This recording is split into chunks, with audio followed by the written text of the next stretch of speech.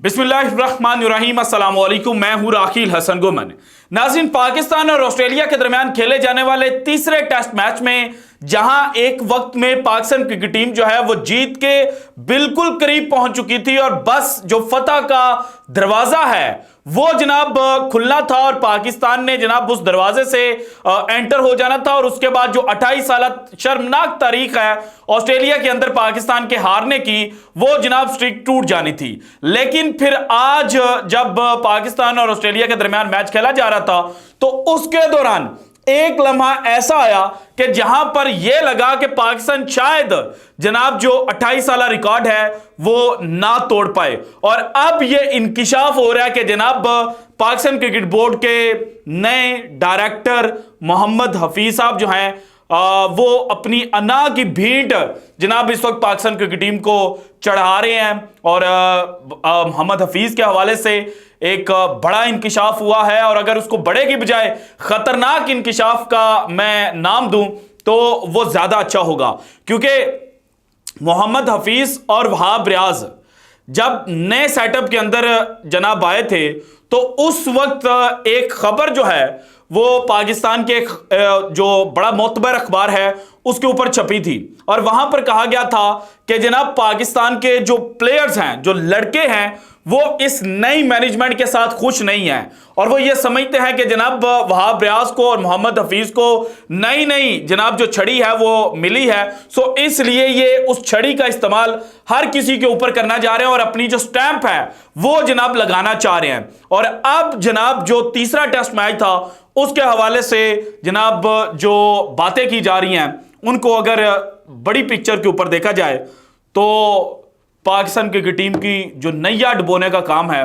वो ऑस्ट्रेलिया ने नहीं किया, वो मोहम्मद हफीज साहब ने किया है। और एक मखसूस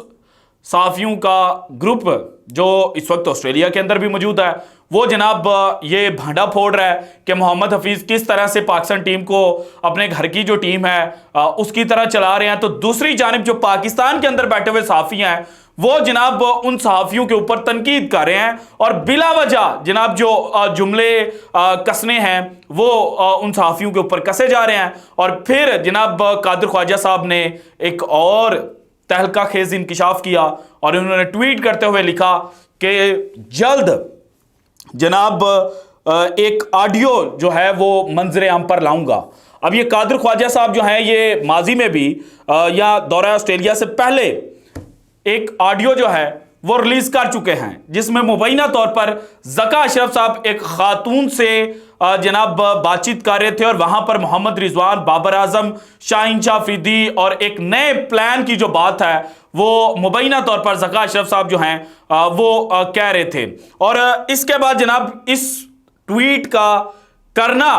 ये इंडिकेट कर रहा है कि कुछ बड़ा जो है वो जनाब कादिर ख्वाजा साहब के हाथ लग चुका है। अब वो कब रिलीज करते हैं, उसकी टाइमिंग क्या होगी, ये बड़ा मैटर करेगा। लेकिन जनाब जो पाकिस्तान और ऑस्ट्रेलिया के मबैन तीसरे टेस्ट मैच के अंदर नई गेम डालने की कोशिश की गई और नई चालाकी जो है वो मोहम्मद हफीज ने करने की कोशिश की जो उल्टी पाकिस्तान को नुकसान करवागी, उसके बारे में वीडियो में जनाब आज डिटेल्स मैंने शेयर करनी है आपके साथ। लेकिन सबसे पहले आज की वीडियो में पाकिस्तान के नए कप्तान शान मसूद को डिस्कस करना बड़ा इंपॉर्टेंट है। शान मसूद अपनी बैटिंग के अंदर एक नई जिद्दत जो लेकर आए हैं उसका फायदा तो पाकिस्तान को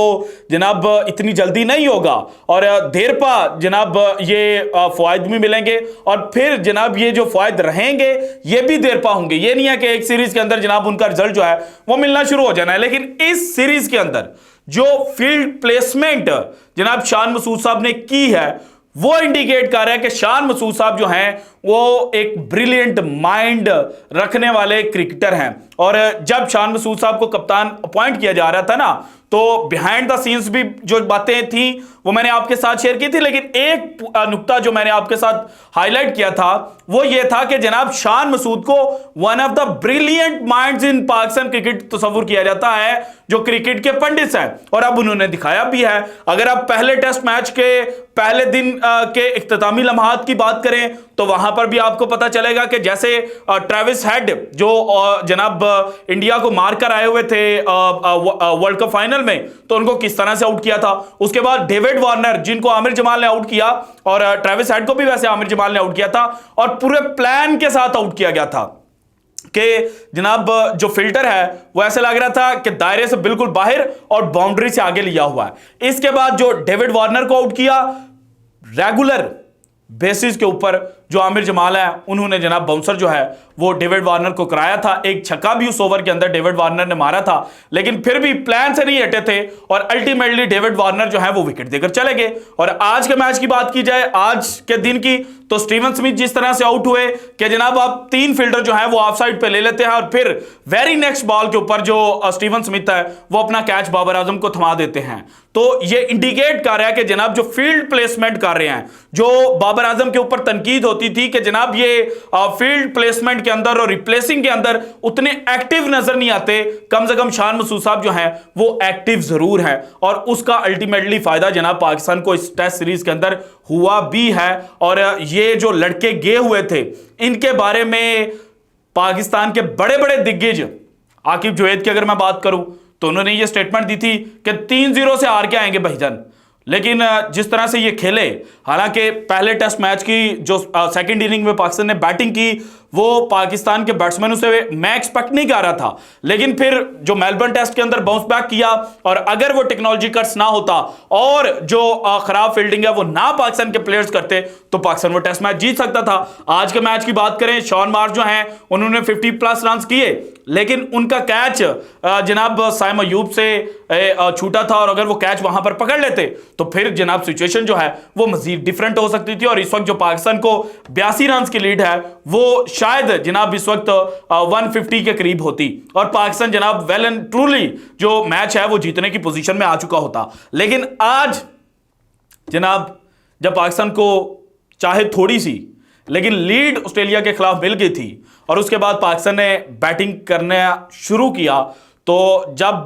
बाबर आजम और साइम अयूब खेले थे तब लग रहा था कि पाकिस्तान इतनी जल्दी कोलैप्स नहीं होगा। लेकिन जो 3 विकेटें गिरी जॉश हेजलवुड के ओवर में, उसके हवाले से जो कादिर ख्वाजा साहब हैं उन्होंने एक ट्वीट की थी और उन्होंने बताया था कि जनाब जो सऊद शकील हैं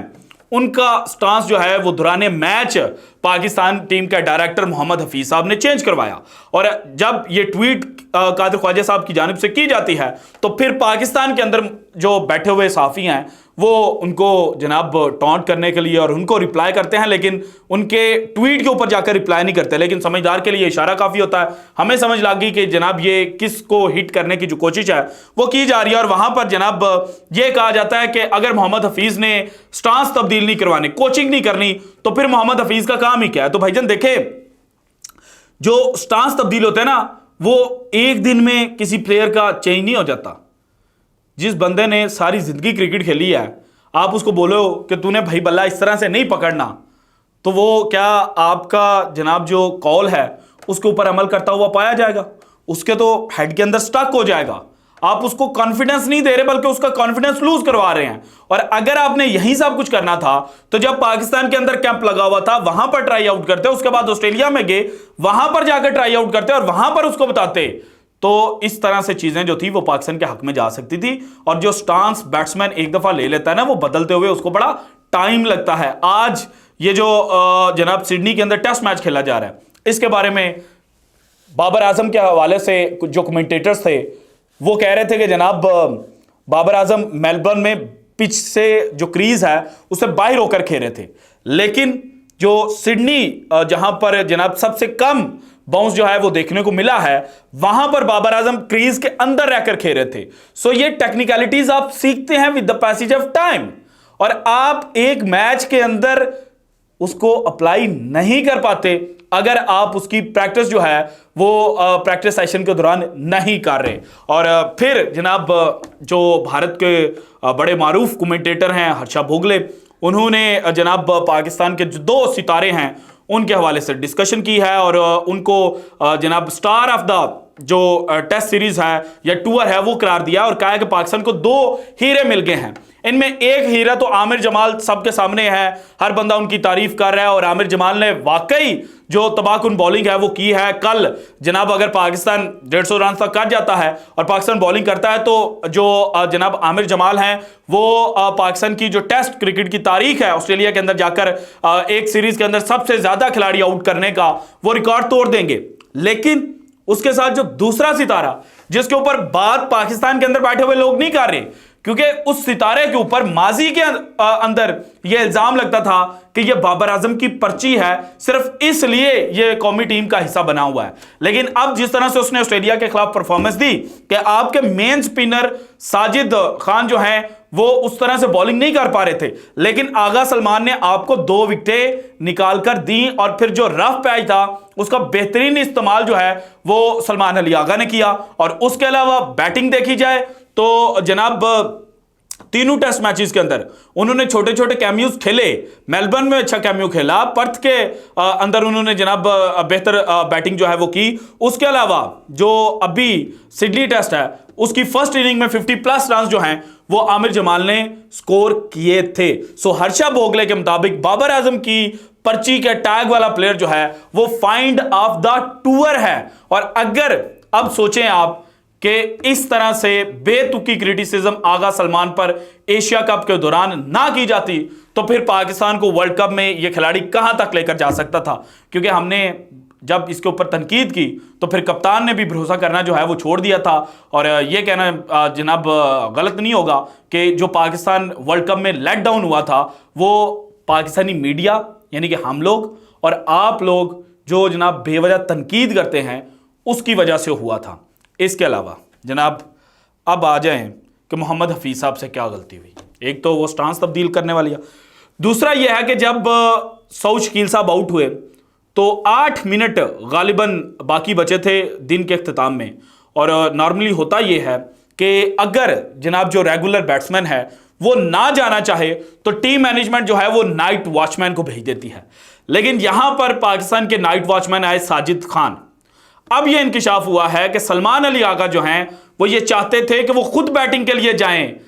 जो साजिद खान है वो नाइट वॉचमैन के तौर पे मत जाएं, मैं खुद बैटिंग के लिए जाता हूं। लेकिन जनाब मोहम्मद हफीज साहब ने कहा कि आप नहीं जाएंगे। ये एक चालाकी जो थी हफीज साहब ने दिखाई और अल्टीमेटली इसका रिजल्ट क्या हुआ कि साजिद खान भी उसी ओवर में आउट हो गए। बाद में सलमान अली आगा गए तो वो भी जनाब अपनी विकेट जो है वहीं पर देकर चले गए। अब जनाब वो जो ट्वीट का मैंने आपको बताना था ना